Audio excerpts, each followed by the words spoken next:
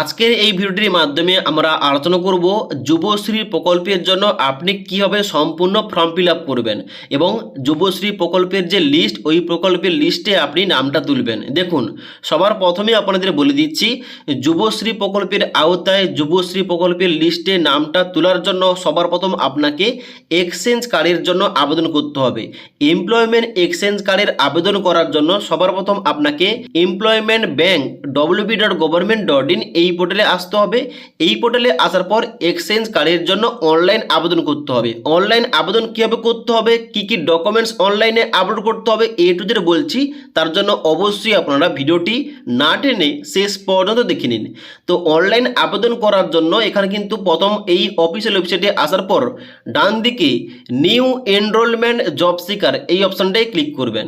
এই অপশনটাই ক্লিক করার সঙ্গে সঙ্গে এখানে কিন্তু পরবর্তী একটা পেজ খুলবে। পরবর্তী পেজটা এইভাবে খোলার পর নিচের দিকে আসবেন, টার্মস অ্যান্ড কন্ডিশন রিড করার পর নিচের দিকে আসবেন এবং আই হ্যাভ রিড এখানটায় চেকমার্ক করার পর অ্যাকসেপ্ট অ্যান্ড কন্টিনিউ এই অপশনটাই ক্লিক করবেন।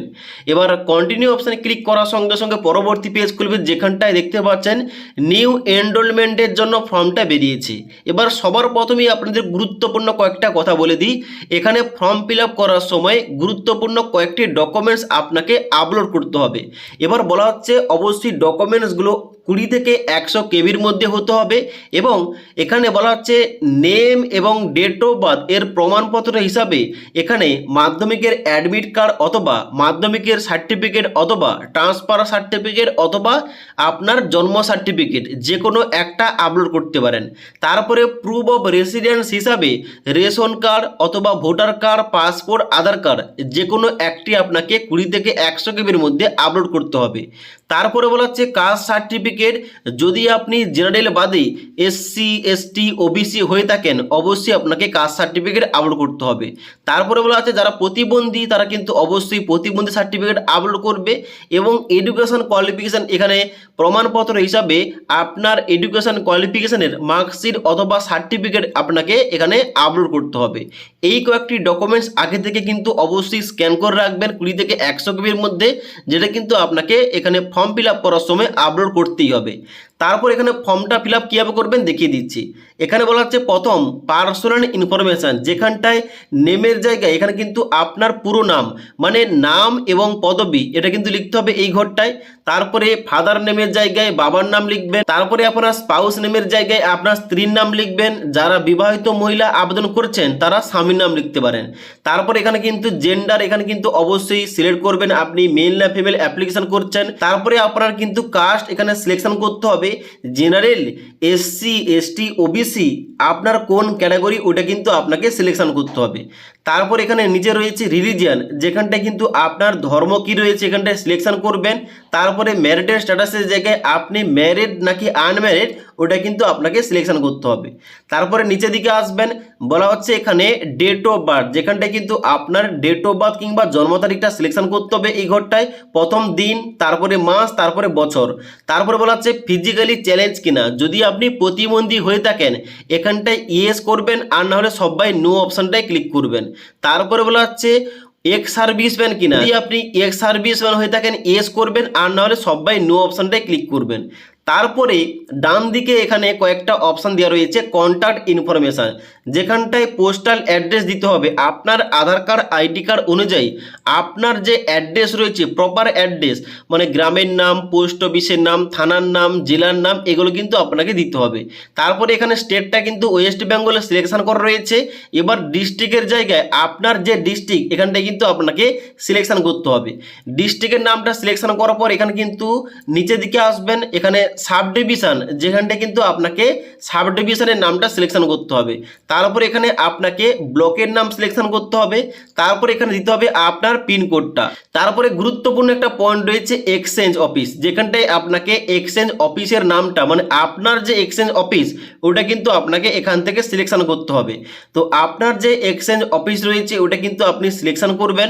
সিলেকশন করার পর মোবাইল নাম্বারে ডান দিকে এখানে কিন্তু আপনার মোবাইল নাম্বার, এখানে ইমেল ID আইডির ডান দিকে আপনার ইমেল আইডি এবং আধার নাম্বার ডান দিকে আপনার আধার কার্ডের নাম্বারটা বসিয়ে দেবেন। এবার নাম্বারগুলো দেওয়ার পর নিচের দিকে স্ক্রল করে আসবেন, এখানে কিন্তু বলা হচ্ছে শিক্ষাগত যোগ্যতা, যেখানটায় আপনার এডুকেশন কোয়ালিফিকেশনগুলো অ্যাড করতে হবে। প্রথম কি বলা হচ্ছে এক্সাম পাস, এখানে কিন্তু অবশ্যই আপনাকে এক্সাম পাস দিতে হবে, মানে আপনি কোন কোয়ালিফিকেশনটা অ্যাড করতে চাইছেন। এখানে রয়েছে বিলো 8 পাস, আবার 8 পাস রয়েছে, 8 ভোকাশনাল রয়েছে, মাধ্যমিক রয়েছে এবং তার সঙ্গে সঙ্গে এখানে LIM রয়েছে, 10+2 মানে উচ্চ মাধ্যমিক রয়েছে, বিভিন্ন এখানে স্ট্রিম অনুযায়ী, তারপর এখানে ফাজেল রয়েছে, সার্টিফিকেট কোর্স রয়েছে, তার সঙ্গে সঙ্গে এখানে ডিপ্লোমা রয়েছে, গ্রাজুয়েশন ডিগ্রি রয়েছে, এভাবে কিন্তু প্রত্যেকটা কোয়ালিফিকেশন উল্লেখ করা রয়েছে।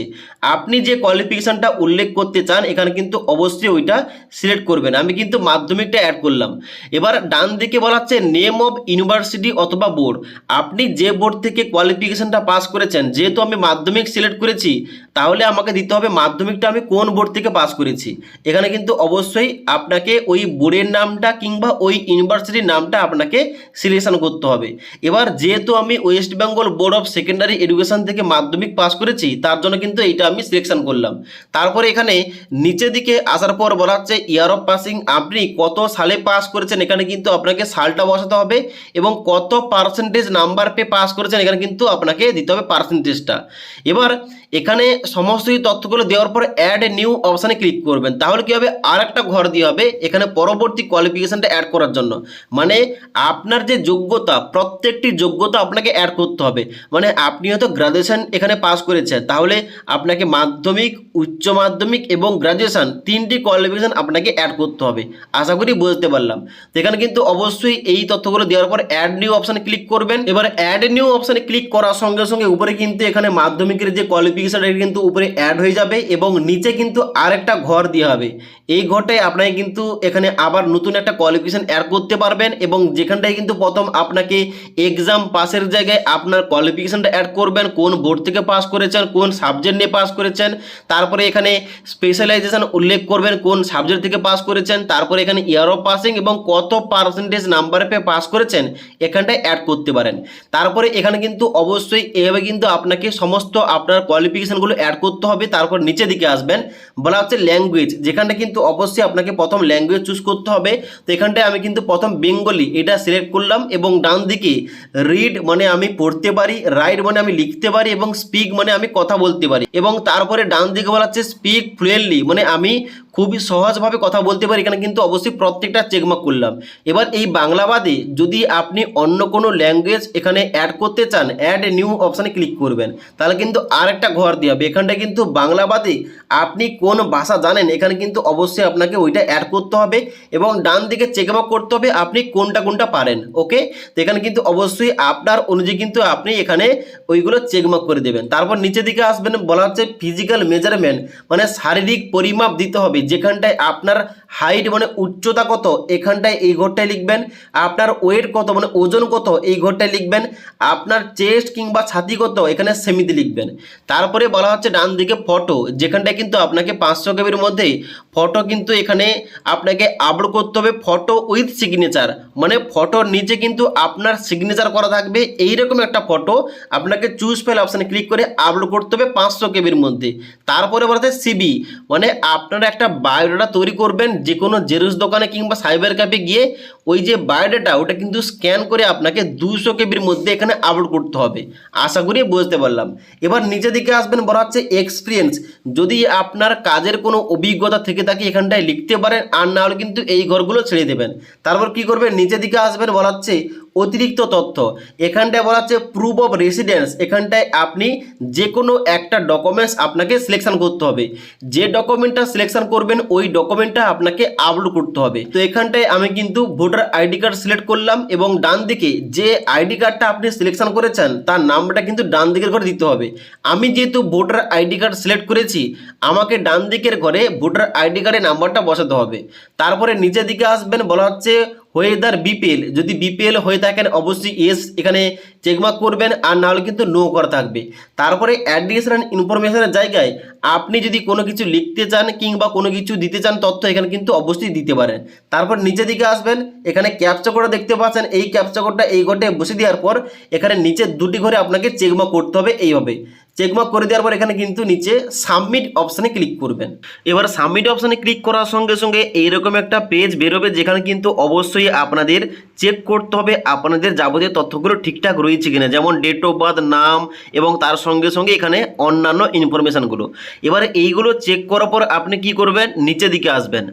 নিচের দিকে আসার পর এখানে কিন্তু আপনাকে কয়েকটি ডকুমেন্টস আপলোড করতে হবে, যেমন আপনার admit card, certificate, voter ID card এবং স্কুলের সার্টিফিকেট এবং মার্কশিট, এইগুলো কিন্তু আপনাকে অবশ্যই আপলোড করতে হবে।